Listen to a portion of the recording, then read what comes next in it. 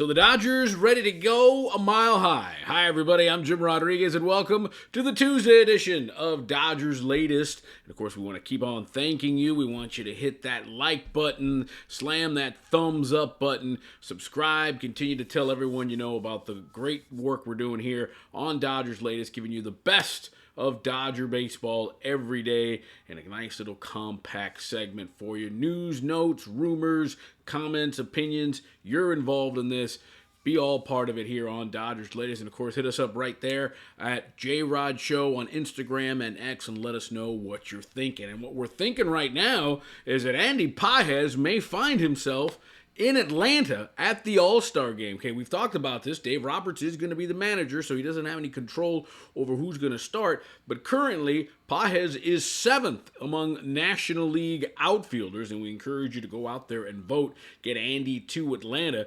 Curious, Andy is actually ahead of Fernando Tatis in voting, and he's behind Corbin Carroll. And unfortunately for Corbin Carroll, he was hit on the wrist in Toronto, and he's got a chip fracture in his wrist. So I don't know what the batting situation is going to be for Corbin Carroll and the Diamondbacks. Arizona is snake bit right now with all the injuries they're having. Of course, Eugenio Suarez got hit by a pitch yesterday, so they are in a bit of a funk. So we don't know if Corbin Carroll is going to be able to make the All-Star game. Maybe that'll help Andy Pages, and hey, he has earned it. I mean, look at those numbers, right? Flirting with 300, 16 homers, 52 runs batted in, 842 OPS. He's been on fire the last 7 days. He's hit 3 home runs, did a great series against the Washington Nationals, and really has been is what I would call a monument to consistency, to mental toughness, and to be able to really overcome a lot of the struggles he had at the beginning of the season with all the rumors and trades and possibilities of being sent down. Dave Roberts constantly just kept him out there, and he has found his spot, and 44 is doing real well for the Dodgers, and hopefully he can feast in Denver as the Dodgers start a 6-game road trip in Colorado. We'll get into that as well. And we want to get into some viewer comments. Yesterday, we talked about, is it worth it to have Shohei Ohtani pitch? And all the implications and sort of hoops the Dodgers have to jump around. And we got a note. It says, can a starter piggyback after Ohtani? Wouldn't that be possible? Yeah, it is possible. But at the same time, I think my question has always been this. What is the end game here? So far, he's made 2 innings, right? He's pitched 2 innings in the big leagues this season. A total of, 46 pitches. And he pitched 1 inning against the Giants, 1 inning against the Nationals. There comes to 1 inning against the Padres, 1 inning against the Nationals. There comes to a point where when he pitches, it turns into a bullpen game. And in this case, a 7-8 inning bullpen game. And the Dodgers are in a position right now that they're looking for is a starting pitcher, not somebody who can only pitch 1 inning. They have that. They have the Jack Dryers, the Trevinos, the Robleskis, the Landon Knacks. They can have a guy that can pitch 1 or 2 innings. They need a guy that can pitch 4 or 5 innings. And then the difficulty you're having with Ohtani is that how do you get him stretched out? You're not going to send him down to a rehab assignment down to Rancho Cucamonga, right? Or Oklahoma City, because you're going to lose that bat. So really, it's all been a matter of go out there, throw some bullpens, go out there, throw some live BP, throw a simulated game. Okay, you're good. And now he's pitching 1 inning. And again, I'm not trying to hate on Ohtani because he's done great work as a pitcher, but at one point, does this hurt the team? It hasn't so far, but if he physically hurts himself, how is that going to affect his bat? 2, where does he hit in the batting order? I mean, there's been talk about maybe he doesn't lead off the days he pitches. Well, that kind of messes up the whole starting arrangement of the lineup. I just don't think at this point where the Dodgers are, him getting stretched out during the season makes sense. But it's the only option they have. Now, I could look like a complete fool if come August and September he's pitching 5 and 6 innings as we head into the postseason.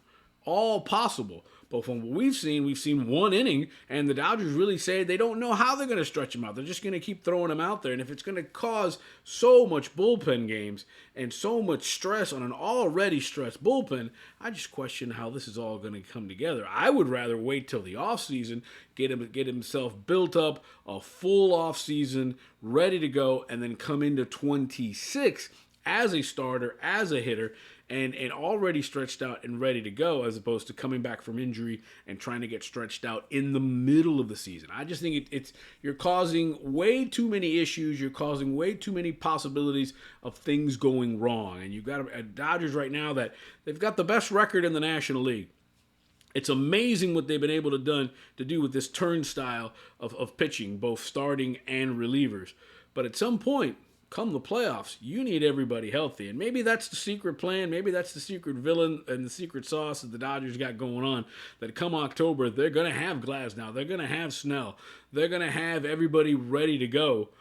But we know that Roki Sasaki's on the 60-day IL, so his season is probably over.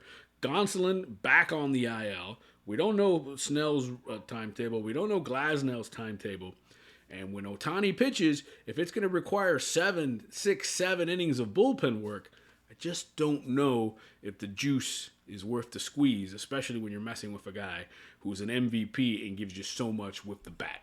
Time will tell with Shohei Ohtani if it's all worth it with him on the mound. All right, let's talk about a trade possibility. Yeah, the rumors are always circulating. The Dodgers are in Denver, and we talk about the Dodgers having the best record in the National League. Well, the Rockies have the worst record in baseball, 18-60. They're already 24 and a half games out of the last wild card spot. And there's Ryan McMahon, Southern California kid from Yorba Linda. He's in the year 4 of a 6-year, $70 million deal with the Rockies. And could he be that left-handed bat the Dodgers have been looking for? We know Michael Conforto has struggled mightily, right? Looks like Max Muncy has gotten it together, and he's safe over at third base as he is hitting and playing well defensively. McMahon's a starter, right? So how would he adjust to going to being sort of a guy coming off the bench? Do you platoon him? Do you trade Max Muncy? I don't know, but I know Ryan McMahon has hit as many as 24 home runs in the big leagues. Big power hitter, left-handed hitter. He could be the solution, what the Dodgers need in terms of a big bat coming off the bench from the left side. And it's not costing him a lot. He's got 2 years left on that big contract with the Rockies. The question is, will the Rockies do it? They're going nowhere, right? So it's a matter of what can you get, what kind of prospects.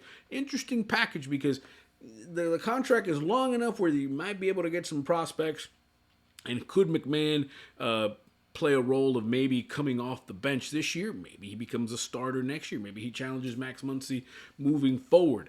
Love to hear what you guys think about the possibilities of Ryan McMahon coming over to the Dodgers, and the Dodgers will be seeing him face-to-face over the next 3 days as they open up a 3-game series and a 6-game road trip in Denver. And speaking of which, let's talk about the Rockies, right? And let's talk about this series. Hitter friendly. And the one thing I've said before, that before, when you go into Denver, it was like, oh my God, your starting pitching is going to be a wreck. You're going to use the bullpen so much, and you're going to be messed up going into the next series. Well, the Dodgers have been playing Denver kind of games all season. So if anybody's used to using the bullpen and openers and all that stuff, that's the Dodgers. We don't know who's going to be the starter as of now. It would have been Emmett Sheehan's turn, but he got sent back down to the minor league. So again, we're staring at another bullpen game. Is it Jack Dreyer? Is it Landon Knack? Is it Robleski? Is it is it Kasperius? We don't know who's going to go out there tonight, but we do know it will be a bullpen sort of situation.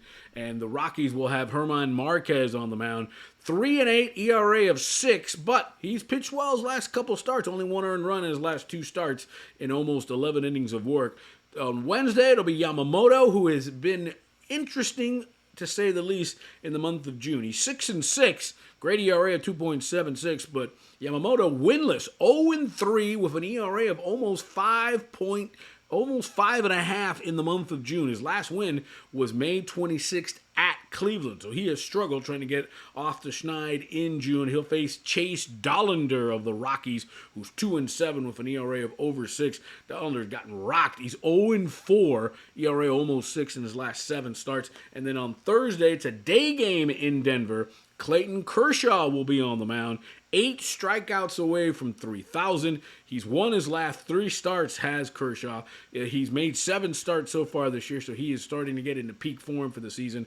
Kershaw, 3-0, ERA of 3.31, and he'll face Austin Gomber, who is 0-1 with an ERA of 8.38. And Gomber had an awful outing his last time out against Arizona.